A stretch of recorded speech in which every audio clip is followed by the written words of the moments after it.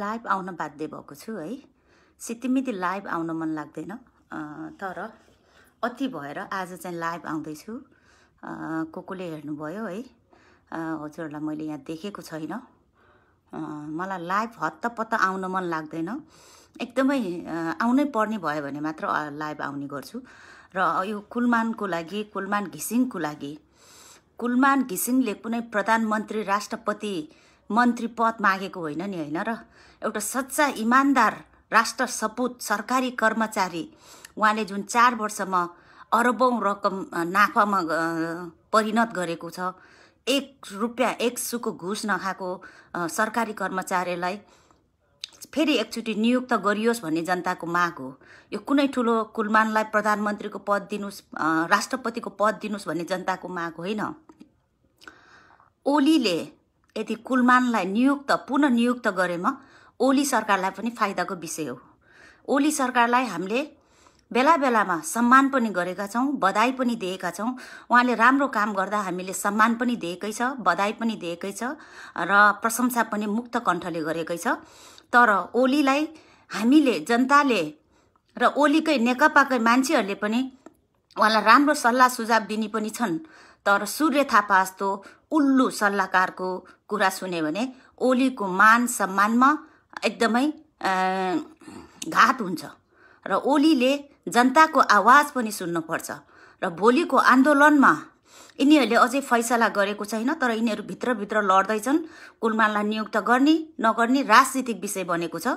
यो चाहिँ खबरदार, जनताको मतलाई कदर गर्नुहोस्, जनताको आवाजलाई कदर गर्नुहोस्। तपाईलाई सम्मानीय प्रधानमन्त्री भनेर 3 करोड जनताले अन्तर्राष्ट्रिय राष्ट्रिय स्तरबाट तपाईलाई सम्मान गर्नेछ। तपाईँ किन बुझ्नुहुन्न? ओली सरकार, ओली ज्यू, प्रधानमन्त्री ज्यू, तपाईलाई हामीले सम्मानीय प्रधानमन्त्री भनेर सम्मान गरेकै छ। तर तपाईले पटक पटक भ्रष्टाचारीहरूलाई, आसेपासेहरूलाई तपाईले काखमा च्यापेर जनतामाथि अन्याय गर्नुभएको छ। अलिकति मानवीय भावना छैन, अलिकति दया हुँदैन जनताको आवाजमा? अलिकति तपाईलाई ओहो मैले जनताको कुरा पनि सुन्नुपर्छ, मेरो यो छेउछेउको सूर्य थापा जस्तोको कुरा मात्र सुन्नु हुँदैन। मलाई पनि इज्जत चाहिन्छ, मलाई पनि सम्मान चाहिन्छ। म प्रधानमन्त्री, म 3 करोड जनताको अभिभावक हो। मैले जनताको पक्षमा न्याय दिनुपर्छ, जनताको आवाजमा म साथ दिनुपर्छ भनेर तपाईलाई अलिकति त्यो सिकाउने तपाईको घरमा परिवार पनि छैन? सालालाई मेयर, सालालाई प्रधान विद्युत प्राविधिकरणको निर्देशक बनाउने तपाईको यो के हो? तपाईको हैसियत, तपाईको नियत के हो? तपाईकै पार्टीका कति राम्रा मान्छेहरूले पनि तपाईलाई राम्रो सुझाव दिएको हुन्छ। ती सुझावहरू मनन गर्नुहोस्। तपाईले फेसबुकमा फेसबुकेहरू भनेर तपाईले कति हास्यपद टिप्पणीहरू दिनुहुन्छ मिडियामा। के फेसबुकको जनता जनता होइन? गए ती जमाना, रेडियो नेपाल र पत्रिकाको जमाना गयो। अबको जमाना भनेको फेसबुकको जमाना, सञ्जालको जमाना। सञ्जाल एउटा मिडिया हो। ओलीज्यू, प्रधानमन्त्रीज्यू, तपाईले जनतालाई हेप्न पाइँदैन। तपाईलाई अरू बेला जनता चाहिन्न? तपाईँ अहिले प्रधानमन्त्री भए तपाईँको अर्को पालि चुनाव आउँदैन? तपाईलाई अलिकति अप्ठ्यारो महसुस हुँदैन? भनेको कुलमान भनेको एउटा राष्ट्र सपूत इमान्दार कर्मचारी हो। यहाँ जातभातको कुरा गरेर सपोर्ट गरेको होइन। असल मानिसहरूलाई कुनै जातभात, गोरो कालो, नाक थेप्चो नाक लाम्चो भनेर समर्थन गरिएको छैन। यहाँ सबै असल हुँदैनन्, सबै खराब छैनन्। तर कुलमानको बारेमा पटक पटक बैठक बस्ने, निर्णय बाहिर ल्याउन नसक्नुको कारण तपाईहरू भित्रभित्र आफ्नो आसेपासेलाई, सालो सालीहरूलाई पद नियुक्ति गर्नमा तपाईहरू राजनीति गरिरहनु भएको छ। यस्तो पनि हो? प्रधानमन्त्री गतिलो भयो भने आसेपासे सबै गतिलो हुन्छ। प्रधानमन्त्री आफू सच्चा निडर जनताको आवाजमा बोल्छन् भने तपाईको तलका मान्छेहरू पनि बाध्य भएर तपाईसँग पछि पछि लाग्नु पर्छ। तपाईँ त्यस्तै भ्रष्टहरूको सल्लाह सुझाव लिए भने तपाईले कहिले पनि सम्मान पाउँदैन। तपाईँ 3 करोडको नेपालको प्रधानमन्त्री, तर तपाईलाई कति गाली गर्छन् युवाहरूले। स्वदेश विदेशमा रहेका खाडीका युवाहरू पसिनाको श्रम रेमिटेन्स पठाएर तपाईहरूलाई सुख सुविधा दिएको छ। तपाईहरू मोज गर्ने, तर जनताको आवाजलाई तपाईहरूले नसुन्ने। आन्दोलन हुन्छ। अब कोरोना न सोरोना जसरी युरोप अमेरिकामा एउटा कालो र गोरोको भेदभावमा प्रहरीहरूले जसरी दमन गरे नि, कसरी उत्रे लाखौं मानिसहरू सडकमा।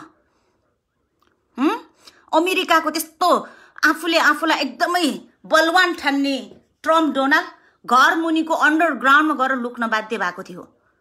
व्हाइट हाउसमा गएर आन्दोलन गरेका थिए। बेलायतमा पनि त्यस्तै भएको थियो। बेलायतको बोरिस जोन्सनले म सडकमा युवाहरूको साथमा छु भने ती कालो गोरो छुट्याउने भेदभाव गर्ने अपराधीहरूलाई सजायको भागीदार बनाए। यस्तो प्रधानमन्त्री चाहिएको छ हाम्रो देशलाई। हामीलाई केही दिनु पर्या छैन। हामी विदेशमा छौँ। हामीले आर्थिक सहयोग, नैतिक सहयोग हर बखत गर्न तयार छौँ। यो पनि सरकारलाई सहयोग हो। सरकारसँग हातेमालो गरेको, नत्र सरकारले गर्छ हामीलाई के मतलब। हाम्रो पैसा हामी तिमीले स्विस ब्याङ्कमा जम्मा गरे जस्तै हामीले पनि ब्याङ्कमा जम्मा गरेर राख्न सक्थ्यौ नि त। यस्तो बेलामा सरकारको मुख ताक्नु हुँदैन र सरकारमाथि थुपारेर हामीले चाहिँ सहयोग गर्नु हुँदैन भनेर हामी त्यस्तो स्वार्थी छैनौँ। तपाईहरू कोरोना कोषमा करोडौं रकम तपाईहरूले जम्मा गर्नुभयो। त्यो पैसाले गरिब जनताहरूलाई 1 किलो 2 किलो चामल बाँडे जस्तो गर्नुभयो। कुहेको चामलहरू राहत दिए जस्तो गर्नुभयो। अझै पनि गरिब जनताहरू सडकमा हजारौं भोका छन्। सडकमा जानुस्, रत्न पार्कतिर जानुस्, बाटोतिर जानुस्, तपाईले कति गरिब जनताहरू भोको देख्नुहुन्छ। तर तपाई मिडियामा भन्नुहुन्छ कोही गरिब छैनन्, कोही भोका छैनन् भनेर भन्नुहुन्छ। तपाई करोडको गाडी चढेर एकचोटि झालबाट यात्रा गर्नु होला प्रधानमन्त्रीज्यू। अनि जब एउटा सबै कुरालाई हामीले माफी दिन तयार छौं, विरोध गर्न छाड्ने छौं, तर कुलमानलाई प्लिज एकचोटि चान्स दिनु, पद नियुक्ति गरिदिनु भन्दा के ठुलो नै माग गरे हो। हामीले ठुलो नै भाग खोस्या हो। तपाईहरू झलनाथ जस्तो मान्छेहरूलाई 72 करोड तपाईहरू सर्प पाल्नलाई दिनुहुन्छ भने कुलमानलाई त्यही पदमा एकचोटि नियुक्ति गरिदिन माग गर्दा तपाईले किन सुन्नुहुन्न? तपाईको प्रधानमन्त्री पद तपाईको घरभित्रको पद हो। जनताले चुनेर पठाएको। गरिब जनतालाई, जनताको लागि, देशको लागि काम गर्लान् भनेर जनताले चुनेका हुन् नि त। तपाईका आफ्नै पार्टीका मान्छेहरू पनि तपाईप्रति एकदमै खेद प्रकट गरेका छन्। ती मानिसहरूको भावना पनि बुझ्नुस्, ती मानिसहरूको आवाज पनि बुझ्नुस्। अब युवाहरू आन्दोलनमा उठ्न तयार छन्, धरानदेखि चितवनदेखि काठमाडौँ माइतीघर मण्डलासम्म। भोलिको नारा यो गर्नुस्, एनी हाउ कुलमान आऊ, कुलमान घिसिङ जिन्दाबाद, ओली सरकार। एनी हाउ कुलमान आऊ, कुलमान घिसिङ जिन्दाबाद, ओली सरकार चाहिँदैन, जनतालाई हेप्न पाइँदैन। यो नारा है भोलिको लागि हजुरहरू है। फेरि पनि रिपिट गर्छु, म अहिले क्याप्सन लेखौँला। भोलिको नारा एनी हाउ कुलमान आऊ, कुलमान घिसिङ जिन्दाबाद, ओली सरकार चाहिँदैन, जनतालाई हेप्न पाइँदैन। यो नारा लगाउनुस् भोलि है। धेरै उग्र नारा पनि लगाउनु हुँदैन हैन। एकदमै एकदमै संयमित भएर, अनुशासित भएर, यो तपाईहरुले ल्याएको गणतन्त्र हो। तपाईहरुले आफ्नो विचार राख्न सकिन्छ।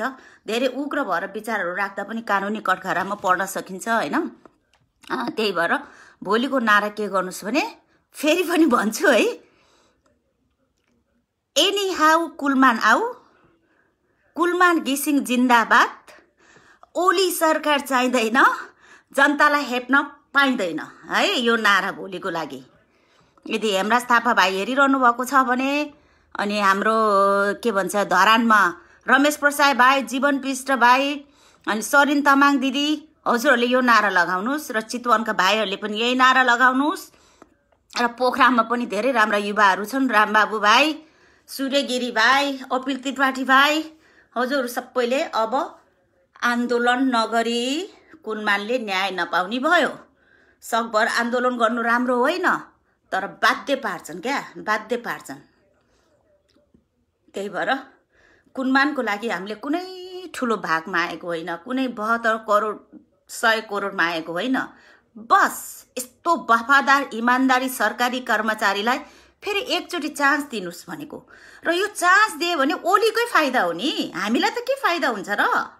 ओलीलाई फाइदा, नेपालमा पढ्ने भाइ बहिनीहरूलाई फाइदा, उद्योगपति व्यवसायपतिहरूलाई फाइदा, कल कारखाना गर्नेहरूलाई फाइदा, शिक्षक, अस्पताल, डाक्टर सबैलाई फाइदा।